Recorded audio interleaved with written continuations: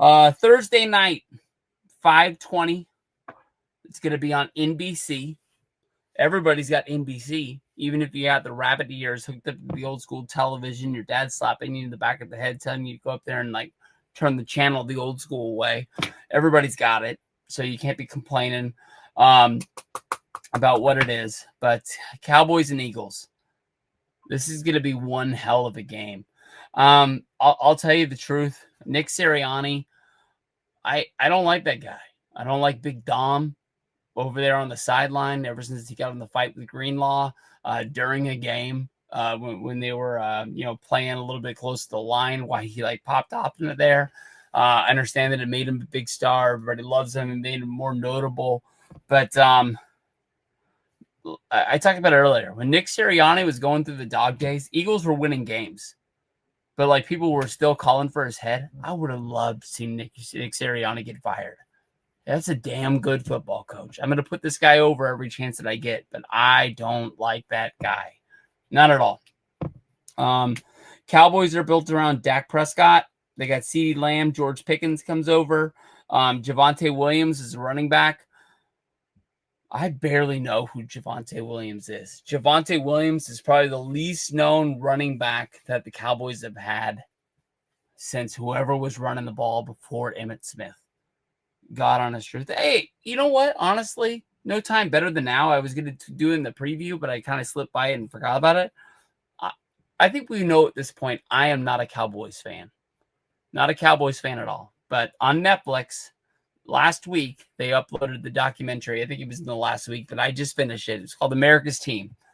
It was basically a documentary about Jerry Jones. It opens with George Bush Jr., talking about what football means to Texas.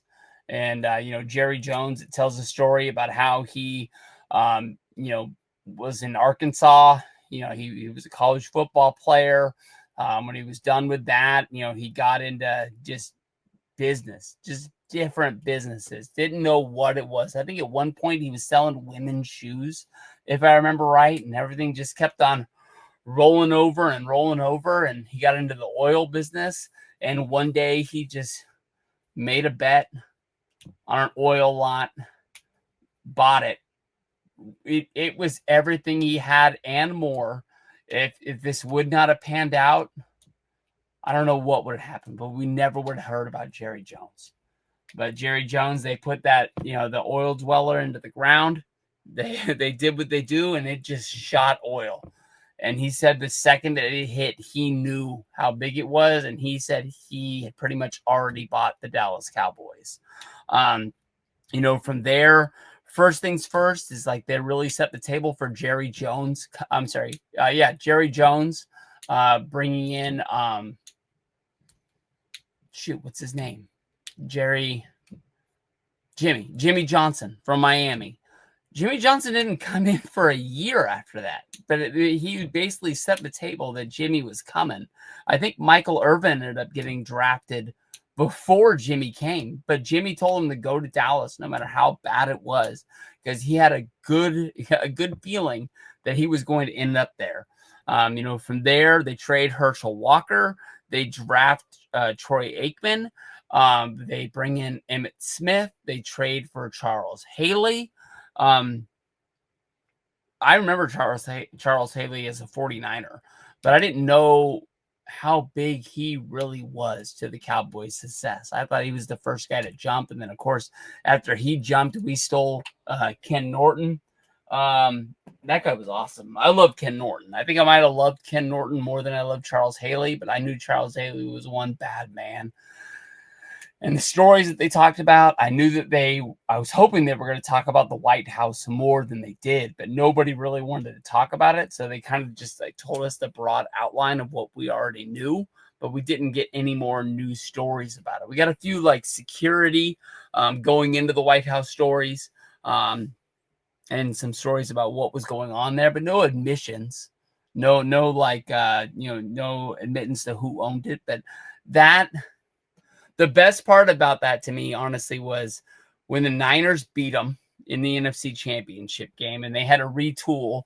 They stole Dion from us. And I said, at least I know the Cowboys are going to win the next Super Bowl, but then they're never going to win one ever again. And that was the best. And honestly, now that I think about it, I don't think I finished it because I thought it finished. And then I think the last episode was called Jerry's World. I think that's talking about the Cowboys of now and then building AT&T Stadium. So now that I think about it, I might need to go back to the well and watch one more episode because I don't think I watched that last one. But if you haven't watched it yet, I haven't watched The Kingdom yet, the Chiefs one, but that thing was smoking good. I don't have a lot of faith in Dak Prescott. It's not that I think he's going to get hurt or anything like that. I just don't think that he is as good as he once was. I really don't like the running back for them. And then Dallas's defense. I mean, Jerry Jones said it himself. Their defense needs to learn how to stop the run. And right away, I was like, well, you just traded Micah Parsons. You're not going to be able to stop the pass either. I think Dallas is going to have a heartbreaking year. One of those years where they just get down so bad that they got to get better. Eagles are coming in fully staffed. I mean, you look at these top 4 guys, Jalen Hurts, Saquon Barkley, A.J. Brown, Devontae Smith. I mean, you don't want to be praying for injuries, but the only way to beat this team, honestly, is 1 or 2 of these guys even gets hurt. The Jalen Hurts is backup. I don't know who that is. I thought I did. I was going to say it was that guy's in Kansas City.